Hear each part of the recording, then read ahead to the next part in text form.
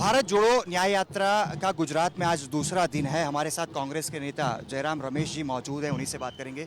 Sir, जिस belt से पूरी यात्रा आगे की तरफ जा रही है, कितना फ़ायदा होता हुआ दिख रहा है, क्योंकि 7 जिलों का समावेश गुजरात में किया गया है। ये चुनावी यात्रा नहीं है, ये वैचारिक यात्रा है।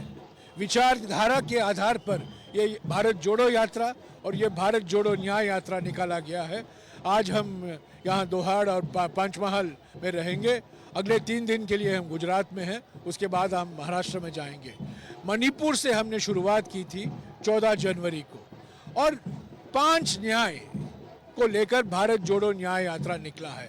नारी न्याय, आज अंतर्राष्ट्रीय महिला दिवस भी है। नारी न्याय, युवा न्याय, किसान न्याय, श्रमिक न्याय और हिस्सेदारी न्याय।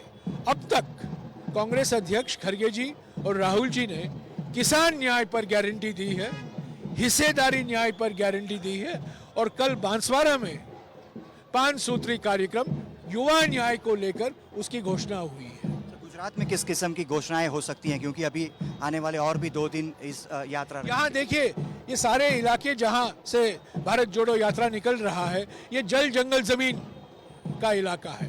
तो राहुल जी बार बार कह रहे हैं हिस्सेदारी न्याय, जाति गिनती होनी चाहिए, ताकि जो विकास होता है, हम तेजी से विकास होने की जरूरत है।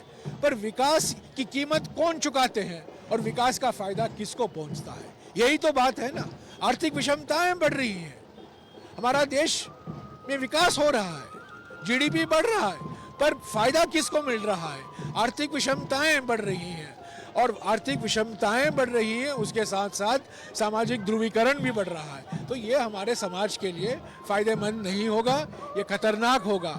हमारे आदिवासियों के लिए जो हमने कानून बनाए थे, पेशा कानून, वन अधिनियम, अधिकार अधिनियम कानून, जो वन अधिकार अधिनियम जो हमने बनाया था 2006 में, तो पर्यावरण से संबंधित कानून, तो ये सब कानून का नजरअंदाज किया जा रहा है, ग्राम सभाओं को कमजोर किया जा रहा है। तो इसी संदेशा को लेकर राहुल जी निकले हैं।